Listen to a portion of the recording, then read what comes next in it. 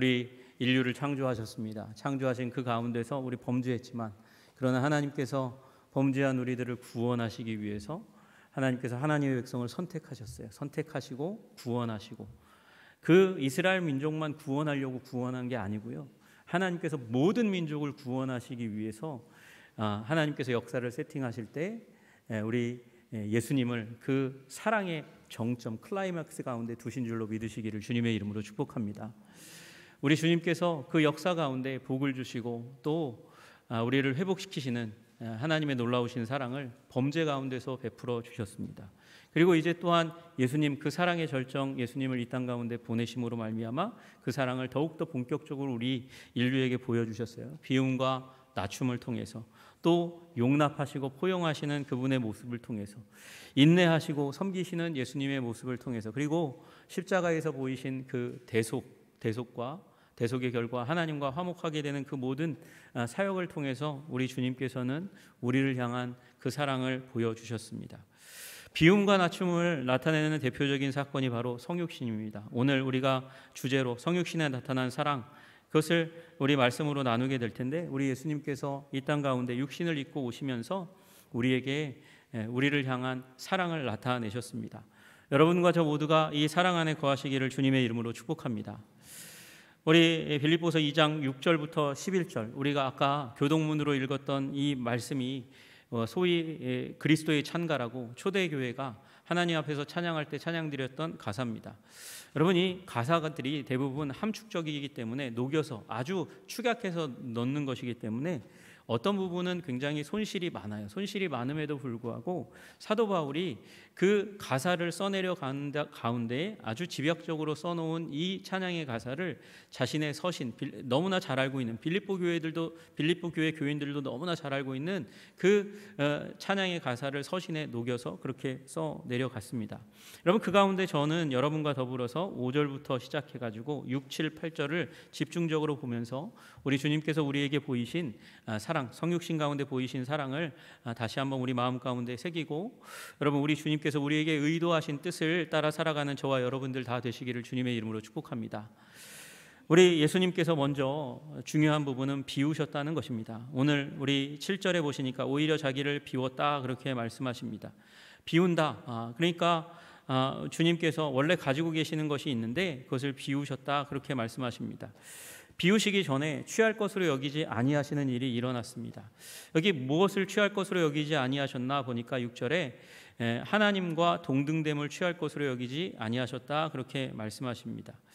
여러분 하나님과 동등하신 분이에요. 원래 동등하신 분입니다. 여기 하나님의 본체시라는 말은 하나님이시라는 뜻입니다. 그걸 강조하기 위해서 하나님의 본체라는 뜻을 썼습니다. 이 모르페라는 본체라는 단어는 본질과 속성을 가지고 있다는 것이에요. 본질 그 하나님으로서의 본질을 가지고 있고 그로 말미암아서 파생되는 여러 가지 성품 성격들 그런 것들을 다 가지고 계신 분이라 그렇게 말씀하고 계십니다. 그런데 주님께서는 그것을 이제 취할 것으로 여기지 아니하셨다 그렇게 말씀하세요. 취하다라는 말 아니 취하다는 말을 딱 생각해 보니까 원래 없었는데 막 가지려고 이렇게 가지려고 하는 그런 시도를 생각할지 모르겠지만 이건 그런 의도가 아닙니다. 그런 의미가 아니에요. 하르파그모스라는 이 단어는요 하나님과 동등됨을 움켜쥐려고 하지 않으셨다는 거예요. 움켜진다는 말은 놓지 않으려고 하는 거죠. 우리 예수님은 하나님 그분 자신이셨습니다. 그리고 당연히 마땅히 그 하나님으로서의 그 본체를 놓지 않으실 수 있는 그냥 유지하실 수 있는 권한이 있는데 그걸 움켜쥐려 하지 않으시고 놓으셨다는 거예요. 놓으셔서 비우셨다는 것입니다. 여러분 그러면서 우리 주님께서는 본질은 그대로 있지만 하나님으로서의 그 본질 하나님이 아닌 것은 아닙니다. 인간이 되었다 해도 우리 예수님은 100% 하나님이십니다. 그럼에도 불구하고 우리 하나님께서는 거기서 파생되는 여러 가지 이 성질들을 다 제한하는 일들이 일어났습니다. 영광을 제한하고요. 하나님의 권위를 제한하고요. 하나님으로서의 능력을 제한하시는 일들이 일어났다 그렇게 말씀하십니다. 여러분 이 물리학자들이 결코 이 부분도 해결할 수 없을 거예요. 여러분, 전 우주, 여러분 우리 우주가 어마어마하게 크다는 것을 현대에 와서 과학자들이 밝혀내고 있습니다. 어마어마하게 큰 우주, 그리고 심지어는 그 우주가 점점 커지고 있다고 얘기해요. 그 우주를, 어마어마한 우주를 지구 안에 가둔다, 지구 안에 포함시키도록 그렇게 응축시킨다, 제한한다, 뭉쳐놓는다고 생각하면 이게 가능할까요? 물리학적으로 이건 굉장히 불가능한 일일 것입니다. 어떻게 태양이라는 빛을 발하는 태양이 이 지구 안에, 더 작은 지구 안에 응축될 수 있겠어요? 목성과 토성이라고 하는 어마어마하게 큰 별이 어떻게 지구 안에 갇힐 수 있겠습니까? 여러분, 그런데 한번 생각해 보세요. 전 우주를 만드신, 우주보다 더 크신 하나님이 그 지구보다 더 작은 지구 안에 있는 한 인간 안에 갇힌다? 제한된다? 이거 쉬운 일이 아닙니다. 여러분, 그걸 예수님께서는 자발적으로 하셨어요. 자발적으로 하셨다고 말씀하십니다. 움켜쥐려고 하지 않고 놓으셨다고 얘기하는 것입니다. 여러분, 여러분의 인생 가운데 제일 아까운, 남자분들에게 있어서 제일 아까운 시간이 뭐예요? 군대에 썩는다고 얘기하잖아요. 왜 썩는다고 얘기합니까? 싫으니까, 내켜지지 않으니까. 여러분, 인생 가운데 2년 3년 되는 그 시간을 군대에서 쓰는 것도 사람들은 별로 내켜하지 않고요. 목사님이나 선교사님들이 와서 가끔 하는 얘기, 젊을 때에 2, 3년 선교지에 헌신하고 봉사해라. 헌신하고 봉사하는 그 일을 썩는 일과 거의 비슷한 일로 생각하는 그런 일들이 일어납니다. 또 우리는요, 우리가 가진 지식과 견해와 경험도 제한하고 낮추는 걸 싫어해가지고 기회만 있으면 그 사람은, 어떤 사람은 자랑하기 바쁜 사람 있잖아요. 왜요? 감추는 거 싫으니까, 제한하기 싫으니까, 기회와 시간만 있으면 드러내고 나타나기를 원하니까. 여러분, 그러나 우리 주님께서는요, 그분의 영광과 능력과 권위를 한 육체 안에 가두시기로 결정을 내리셨습니다. 여러분, 이게 무엇 의미하냐 하면, 원래 우리 하나님께서는 무소부재하신 하나님이세요. 옴니프레젠트한 하나님이라고 말씀해요. 하나님은 없는 곳이 없이 모든 곳에 계실 수 있는 하나님이세요. 그러나 하나님께서 육신을 입고 성육하시면서 주님께서 하나님의 본체를 움켜쥘 것을 포기하심으로 말미암아 한 육체에 갇히면서 한 장소에 갇히시는 일이 일어나요. 여러분, 여러분의 인생 가운데서 성공했다 하는 사람, 내가 성공한 인생이야 라고 얘기하는 기준 중에 하나가 뭐냐면, 많은 곳을 가본 거예요. 해외여행 어디 몇 군데 갔다, 이게 자랑이 되는 시대 가운데 살아가고 있는데, 우리 예수님께서는 유대와 갈릴리와 그리고 사마리아 땅 이외에 간 곳이라고는 가이사랴 빌립보 정도 그렇게 왔다 갔다 하셨을 뿐이에요. 우리 예수님 육체로 그 안에 인생 가운데 오셔서 갇히셔서 사셨어요. 여러분, 그리고 또 하나 우리가 간구하는 일 중에 하나는, 역사의 주관자이시고 시간의 지배자이신 하나님께서 역사와 시간의 한때에 갇히셨다는 거예요.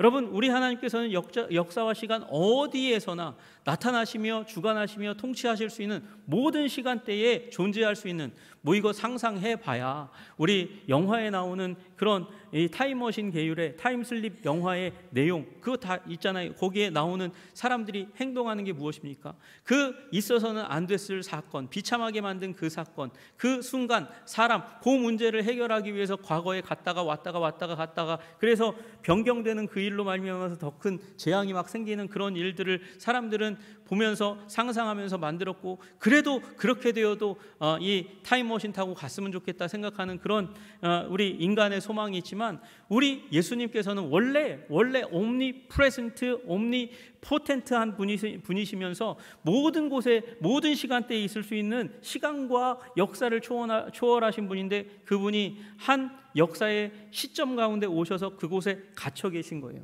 능력도 마찬가지죠. 능력도 우리 생각할 때 우리 예수님이 능력이 많으셨어요. 병을 다 고치셨고 무리를 거르셨고 어마어마한 일들을 하셨으니까 무슨 예수님이 권세와 능력을 제한하셨어요? 라고 얘기하실지 모르겠습니다. 여러분, 그러나 예수님이 그렇게 하실 때, 권세와 능력을 보여주셨을 때, 그걸 너와 나는 완전히 다르다, 그러니까 너희들은 나하고 범접하지 못하는 존재야, 따라오려고 생각조차 하지 마, 그런 의도로 예수님께서 권세와 능력을 보이신 것이 아니고, 네가 하나님의 사랑을 힘입어서 하나님의 나라의 백성으로 통치 가운데 살면서 말씀 충만, 성령 충만하면 나와 같은 일도 할 수 있는 존재야. 한 인간이 아니라 누가요? 교회가요. 교회가 예수님이 하신 것보다 더 위대하고 아름다운 일을 할 수 있다고 우리 주님께서 말씀하여 주셨어요. 여러분, 그래서 우리는 성경 가운데 우리 예수님이 하신 위대하고 아름다운 일들을 보면서 흠모하고 우리도 그렇게 됐으면 좋겠다 생각하지만, 한 인간이 그렇게 되는 것이 아니고 우리 교회가 그렇게 할 수 있는 권세와 능력을 주신, 그러면서 우리 주님께서 우리 보고 뭐라고 얘기하시는 거예요? 나 먼저 뛰어서 갔으니까 너희들도 따라와 봐, 그렇게 말씀하시는 거거든요. 여러분, 우리 주님께서 성령과 말씀 안에서 우리가 갈 수 있는 모델을 만들어 주실 만큼 스스로 제안하시고 스스로 자기 자신을 낮추신 줄로 믿으시기를 주님의 이름으로 축복합니다. 왜 그래요? 그렇지 않으면 우리는 구원받을 수 없는 존재니까 주님께서 그렇게 하신 거예요. 한 목사님이 힌두교권 가운데 가서 선교사님이 사역을 하십니다. 사역을 하는데 이 힌두교의 세계관과 기독교의 세계관은 안 맞아요. 무엇이 안 맞냐면 직선적인 역사는요 되돌이킬 수가 없어요. 그런데 이 불교와 힌두교의 세계관은 순환론적인 세계관이거든요. 유운의 전생이 있으니까 계속해서 돌고 돈다고 생각하는 거예요. 여러분, 그래서 저기 가는 저소가 우리 아버지일지 모르고 우리 삼촌일지도 모르니까, 그러니까 그 소와 양과 짐승들을 함부로 죽이지 못하는 거예요. 그래서 채식하죠. 그렇게 또 죽이는 것을 금하는 그런 삶을 살아가는 것이 불교와 힌두교의 세계관과 신앙관입니다. 그런데 목사님과 이 힌두교의 사제가, 구루가 함께 걸어가다가 목사님이 발을 이제 무심코 가다가 보니까 개미굴을 밟았어요. 개미굴을 밟으면서 이 포장도로가 아니었으니까 흙에 이렇게 덮여있는 개미굴이 무너지면서 많은 개미들이 죽었어요. 그러니까 그걸 보고서요 힌두교의 사제는 뭘 봐요? 내 삼촌이 죽었고 내 아버지가 죽고 내 어머니가 죽었고 우리 할아버지가 죽고, 그런 이 말도 안 되는 상상을 하게 되는 거예요. 그래서 목사님이 너무 안타까워하면서 왜 죽였어요? 그러면서 이렇게 막 원망하듯이 쳐다보는 목사님을 쳐다보고 있는 이 사제를 향해서 목사님이 얘기하는 거예요. 구루 당신이, 사제 당신이 그러면 저 개미를 이 다가오는 이 임박한 환란 가운데서 피하게 하려면 피해야 되죠. 앞으로 이 도시는 계속해서 발달될 거고 사람들은 더 지나갈 거고 심지어 불도저로 트럭으로 밀어 제껴가지고 개미들이 다 죽을지도 모르는 그런 상황들이 계속해서 발생될 텐데 어떻게 하면 좋겠어? 그렇게 얘기했더니 기껏 한다는 얘기가 개미가 돼가지고 개미한테 얘기하면 되겠네요. 그래서 빨리 포장할 이 도로에서 비켜나라고 얘기하면 되겠네요. 그렇게 얘기해요. 그렇죠. 그걸 위해서 하나님이 인간이 되신 거예요 라고 얘기하는 거죠. 여러분, 우리 주님께서 우리에게 구원을 말씀해 주시기 위해서, 임박한 환란을 대비하도록 하기 위해서, 구원을 얻도록 하기 위해서, 그리고 그 구원하시는 하나님의 사랑을 알도록 하기 위해서 성육하신 줄로 그 하나님과 동등됨을 움켜잡지 않고 내려놓고 그리고 이 땅 가운데 오신 줄로 믿으시기를 주님의 이름으로 축복합니다. 우리 주님 요한복음 8장 50절에 이렇게 말씀하세요. 나는 내 영광을 구하지 아니한다. 그렇게 말씀하세요. 우리 주님께서는 자기의 영광을 구하지 않았어요. 자기를 부인하는 그런 자기중심성을 버리는 자기 부인으로서 예수님께서는 우리에게 사랑을 보여주셨습니다. 여러분, 사랑이라 하는 것은 자신의 권리를 주장하는 것이 아니라 타인을 위해서, 남을 위해서 권리를 포기하는 데서 비로소 사랑은 시작한다는 것을 우리 예수님께서는 하나님과 동등됨을 움켜잡지 않고 내려놓으심으로 말미암아 보여주셨습니다. 여러분, 존 스토트 목사님은 이 점에 대해서 이렇게 얘기합니다. 그리스도께서는 우리가 도저히 도달할 수 없는 그런 존재이시다. 우리가 어김없이 실패하는 바로 그 자리에서 예수님께서는 승리하셨다, 그렇게 말씀하세요. 우리가 포기할 수 있는 그 지점이 뭔가요? 우리가 가지고 있는 경험, 우리가 가지고 있는 다른 사람들보다의 특장점, 자기의 주장, 자기의 논리를 붙잡고 그걸 꼭 붙잡고 놓지 않고 다른 사람들을 무시하고 깔아뭉개려고 하는 그 교만으로부터 우리 주님께서는 벗어나실 수 있는 길을 우리에게 보여주셨고, 그것을 성육을 통해서 성취하신 줄로 믿으시기를 주님의 이름으로 축복합니다. 여러분, 우리 주님께서 이 하나님과 동등됨을 취할 것으로 움켜잡지 않을 것으로 결정하시면서 일어난 일은 무엇입니까? 예수님께서 죽을 수 있는 존재가 되었다는 것을 의미하는 것입니다. 한 왕비가 공주, 자기의 딸의 방에 들어가지 못합니다. 들어가지 못하고 그 방 앞에서 서성입니다. 왜냐하면 이 사랑하는 딸 공주가 질병에 걸렸어요. 전염병에 걸렸어요. 그래서 그 전염병에 옮으면 100이면 뭐 10중 8구, 이 열이면 10중 8구 죽게 되니까, 그러니까 다 막아서는 것입니다. 그 안에 하녀들과 의사와 간호사들이 있는데 다 얼굴을 칭칭 감았어요. 얼마나 어린 딸에게는 공포스럽겠습니까? 그 상황 가운데서 병에 걸렸고 열이 나고 고통스럽고 힘드니까 이야기합니다. 주위 사람들에게 듣던 말든 이야기합니다. 이제 어머니는 더 이상 나를 사랑하지 않는 건가요? 이 병에 걸렸다고 어머니가 이제 나는 더 이상은 나의 얼굴을 보지 않으려 하시고 나를 그 따뜻한 품으로 다시 안아주려 하시는 일을 이제는 하지 않는 건가요? 그러면서 아이가, 어린 딸이 웁니다. 어린 딸이 우는 그 모습을 보고 그 소리를 들으면서 문 밖에 있던 왕비가 더 이상은 참지 못하고 막는 사람들을 다 뿌리치고 문을 돌파하고 들어가서 딸을 안으며 이야기합니다. 내가 너를 여전히 사랑한다고. 네가 전염병에 걸렸지만 그 전염병에 걸린 너를 안으면 내가 죽을지도 모르지만 그러나 나는 생명을 다해서 너를 사랑한다고 이야기합니다. 여러분, 그것이 예수님께서 우리에게 보이신 사랑입니다. 죄로 말미암아 죽을 수밖에 없는 우리를 향해서 그 하늘 보좌를 버리시고 그 모든 그 사람들의 또는 이 세상에 천사들이 막지 않았을지 모르겠습니다. 그러나 아버지 하나님과 성령님이 가지고 계신 그 뜻을 따라서 돌파하시고 이 땅 가운데 오셔서 죄인인 우리를 안아주신 줄로 믿으시기를 주님의 이름으로 축복합니다. 거기에 포기에, 생명의 포기에, 영광의 포기에, 권세와 능력의 포기에 사랑이 있는 것이죠.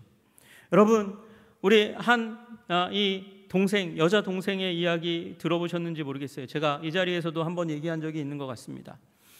언니가 사고로 수술을 하는데 피가 모자랍니다. 당연히요, 이 피를 많이 흘렸으면 피를 보충해 줘야 되는데, 근데 이 언니가 가족의 특수적인 상황 때문에 이 피가 특수 혈액형입니다. 아버지, 어머니가 AB형에 이 둘 중에 하나가 RH 마이너스형이었기 때문에 AB형 RH 마이너스였나 보죠.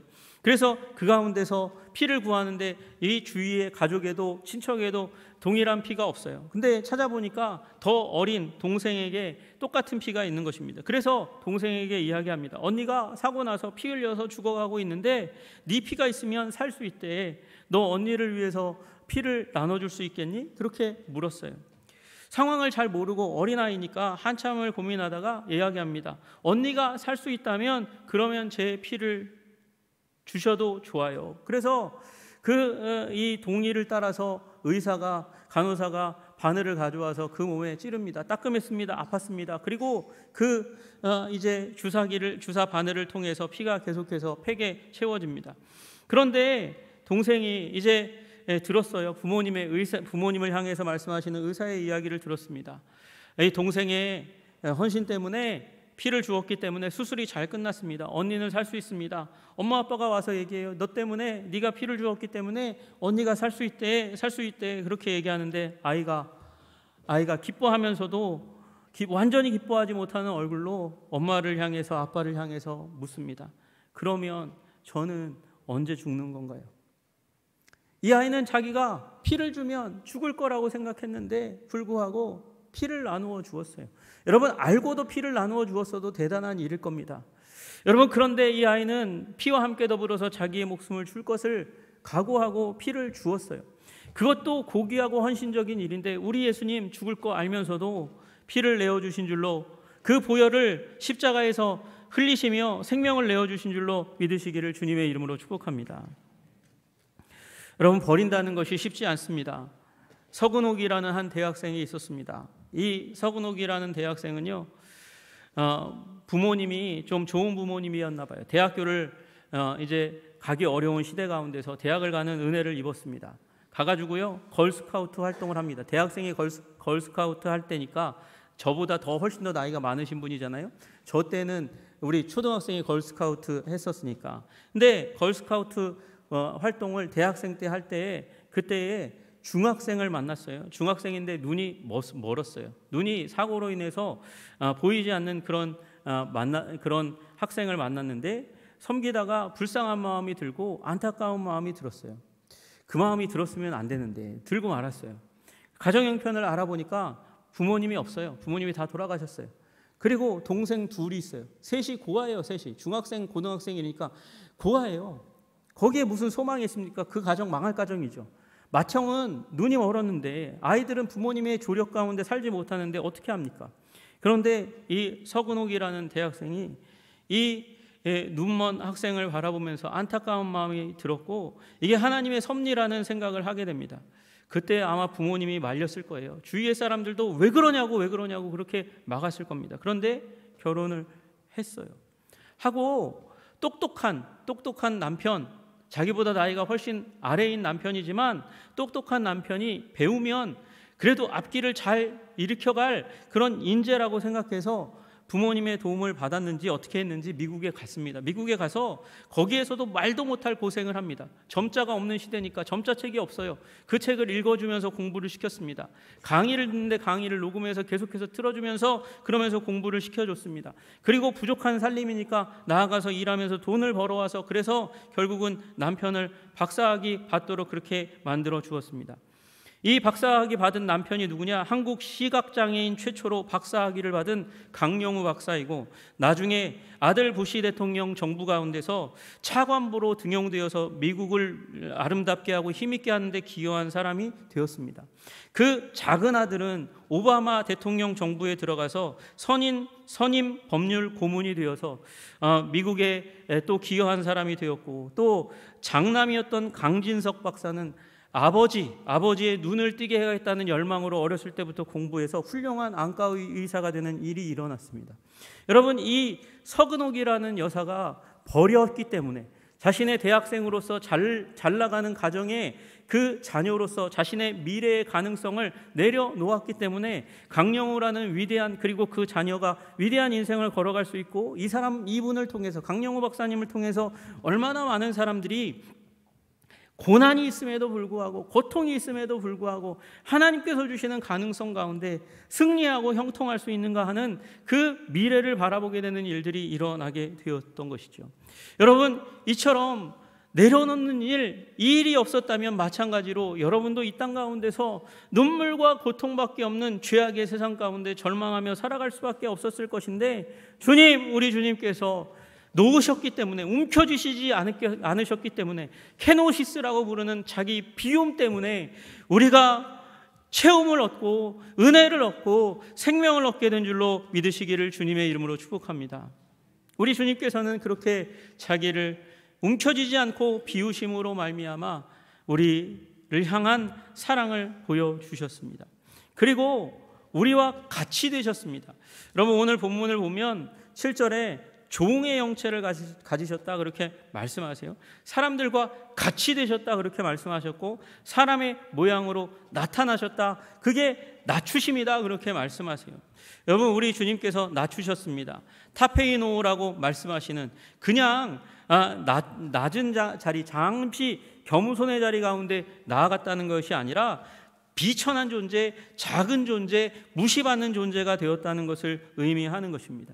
우리 하나님 100% 완전한 하나님이시지만 이 땅 가운데 오실 때의 영광과 권능을 제한하심으로 말미암아 사람들이 보고 무시하고 맘먹을 수 있을 만큼 그렇게 작은 존재, 무시받는 존재, 비천한 존재가 되셨다, 그만큼 완전한 인간이 되셨다고 말씀하시고 계세요. 그래서 우리 주님께서는 이 땅 가운데 오셔서 우리의 연약함과 고통을 공유하십니다. 같이 하십니다. 예수님은 아름다움 대신에 사람들이 봐도 흠모할 만한 외모를 가지지 않으셨다. 평범한 외모, 아니 오히려 못한 외모를 가지신 그런 분으로 사람들 앞에 취급받았습니다. 여러분, 생명의 창조자여 주관자가 생명을 위협받고 피곤하고 배고프고 피곤에 시달리고 불멸자가 죽음에 이를 수 있는 병에 걸리는 그런 아픔들을 겪었습니다. 야생의 독수리는 잡아다가 닭장 같은 그런 우리에 가두어 놓으면 2달이 못 되어서 시름시름 앓다가 죽는다 그래요. 그만큼 독수리도 자기가 가진 권능과 그 힘을 제어하지 못해서 결국은 안타까워하다가 분통 터져 하다가 죽을 수밖에 없는 존재인데, 우리 주님께서는 우리를 위해서 낮아지셔서 작아지셔서 비천한 존재가 되셔서 이 땅 가운데 오셔서 배고프고 피곤하고 병들다가 십자가에 그 상처받고 아파하시는 연약한 몸을 가지시다가 결국 십자가에 달려 죽으셨습니다. 여러분, 우리 주님이 그렇게 낮추신 건 어쩔 수가 없어서가 아니라 바로 여러분 한 사람 한 사람 한 사람을 사랑하기 때문인 줄로 믿으시기를 주님의 이름으로 축복합니다. 그 믿음이 우리 가운데 있어야 그 위대하고 아름다운 사랑을 우리가 직면해야, 그 사랑이 나를 향한 사랑이라는 것을 우리가 바로 보아야 우리가 변화될 수 있는 거예요. 여러분, 인간은 사랑을 경험하지 않는 이상 계속해서 이기적인 존재로 남아있을 수밖에 없습니다. 우리를 위해서 하나님의 그 자리를 동등됨을 움켜쥐시지 않고 놓으시고, 그리고 비워 우리와 같이 되신 우리 주님 안에서 사랑을 발견하시는 저와 여러분들 되시기를 주님의 이름으로 축복합니다. 이 낮은 자리에 오셨다는 상징이 바로 강보와 구유입니다. 강보, 여러분, 강보가 말이 됩니까? 우리 예수님 이 땅 가운데 태어나셨을 때 비단으로 그 몸을 감쌌어도, 아주 부드러운 양모로 그 몸을 감쌌어도 시원치 않았을 텐데, 아마천, 거친 면으로 되어 있는 그 천을 여러 조각조각 덧대어서 만든 그 강보에 싸서 구유에 누이셨습니다. 황금 침대에 누이셨어도 시원치 않았을 그 영광스러운 예수님의 헌신을 위해서 준비된 침대는 냄새나는 마구간의 구유였습니다. 여러분이 그 마구간 구유, 이 짐승을 위한 먹이를 담아두었던 그 구유가 얼마나 더러운지 가늠하시려면 여러분이 먹다가 커피를 조금 남겨두고 우유를 어느 정도 이제 섞어 놓았던 그런 음료면 더 좋아요. 그 음료를 한 3, 4일만 놓아두십시오. 거기에 무슨 일이 일어나나. 뚜껑을 열어보면 그 안에 곰팡이가 피고 냄새가 나는 것을 발견할 것입니다. 그만큼 유기물이 남아있는 곳은 부패하기 쉽고 냄새나는 곳입니다. 그러나 우리 주님을 담아두신 그 침대는 그처럼 냄새나고 병균이 득실득실하고, 그리고 천한 구유 아니셨다는 사실을 우리는 기억해야 합니다. 우리 예수님은 왕자의 자리가 아니라 목수의 아들로서 30년 동안 침묵하시면서 무명으로 사셨습니다. 자기 주장을 펼치시지 않고 자기의 지혜를 뽐내지 않고, 그리고 그 자리에 같이 되셨습니다. 여러분, 우리 주님의 성육신 안에서 주님의 사랑을 발견하실 수 있는 저와 여러분들 다 되시기를 주님의 이름으로 축복합니다. 그런데 여기까지만 보면 성육신의 반쪽만 온 것입니다. 여러분, 물론 성육신의 그 반전에는 우리가 9절부터 11절에 볼 수 있는 대로 우리를 높이시는 하나님의 놀라우신 은혜가 있습니다. 예수 그리스도를 높이셨듯이 하나님 앞에 순종하고 충성한 자들을 주님께서 높이실 것입니다. 여러분, 그러나 그 전에 우리가 들어가야 될 자리가 있습니다. 그것은 왜 사도 바울이 이 그리스도의 찬가를 이 자리에 배치했는가 하는 것입니다. 그 의미를 알아야 되는 것이죠. 그 의도와 목적은 3절에 나와 있는 대로 빌립보 교회, 훌륭한 교회, 좋은 교회, 아름다운 교회인데 거기에 여전히 죄성을 가지고 있어서 다툼이 있었기 때문입니다. 서로 싸웠기 때문입니다. 싸웠더니 무슨 일이 일어납니까? 허영의 일들이 나타났다, 그렇게 얘기합니다. 여러분, 아까 제가 예수님이 자기를 비우신 일을 케노시스라고 말씀드렸어요. 케노스란 말이 비었다는 것입니다. 빈 것을 예수님이 추구하셨습니다. 그래서 비우셨습니다. 그런데 여기 문제는 움켜주었던 사람들, 그래서 자기의 자존심을 움켜쥐었고 자신의 논리와 주장을 움켜쥐었던 사람들이 결국 이르렀던 것이 다툼이고, 그 다툼으로 말미암아 결국 잃은 것이 무엇인가? 영광이 없는 자리, 허영의 자리 가운데 들어갔다고 얘기하는 거예요. 여러분, 케노독시아라는 단어가 바로 여기 나와 있는 허영입니다. 여러분, 이 허영이라는 단어가 그냥 여러분 사람들이 뽐내기 좋아하는 그런 모습을 의미하는 것이 아니라 정말 히브리어 단어 그 자체, 영광이 전혀 없다는 것이에요. 전혀 없다는 것이. 움켜쥐면, 붙들면 영광이 전혀 없는 자리 가운데 들어가게 됩니다. 그러면 무슨 일이 일어납니까? 결국 4절에 나와 있는 대로 기쁨 가운데 들어가지 못하는 거예요. 화목하지 못하고 기쁨 가운데 들어가지 못합니다. 여러분, 우리 내려놓고 비우고 말미암아 영광이 가득 찬 자리 가운데 들어가도록 우리를 초청하시는 자기 비움과 낮아짐, 여러분 겸손의 자리 가운데로 나아가시기를 주님의 이름으로 축복합니다. 여러분 그렇게 나아가면 우리는 삼위일체 하나님이 계신 곳 그 가운데 천국 가운데 나아갈 줄로 믿습니다.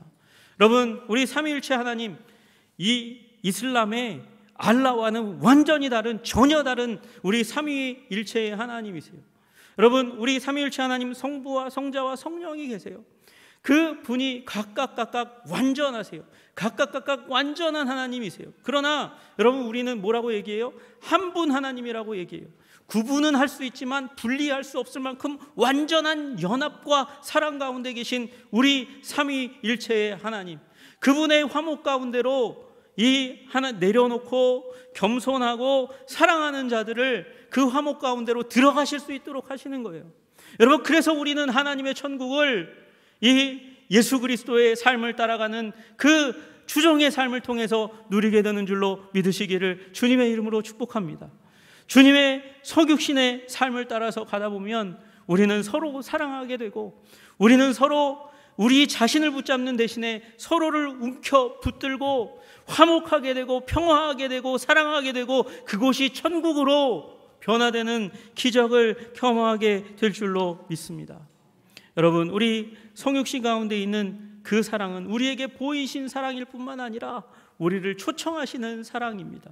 그 사랑 가운데 들어가시는 저와 여러분들 되시기를 주님의 이름으로 축복합니다. 그 평화와 안정 가운데 거하시는 우리 가정과 권속과 교회 되시기를 주님의 이름으로 축복합니다. 기도하겠습니다. 하나님 아버지 감사합니다.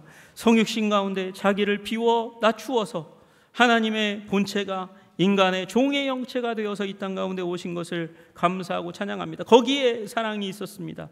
그리고 그 사랑은 그냥 보이는 것으로 끝나는 것이 아니라 삼위일체의 완전한 그 사랑 가운데로 우리를 초청하시는 것인 줄로 믿고, 주님 그 성육신의 삶을 감사할 뿐만 아니라 그 삶의 아버지 모습을 따라 살아가는 주의 백성들 다 되게 하여 주시옵소서. 예수님 이름 받들어 기도드리옵나이다. 아멘.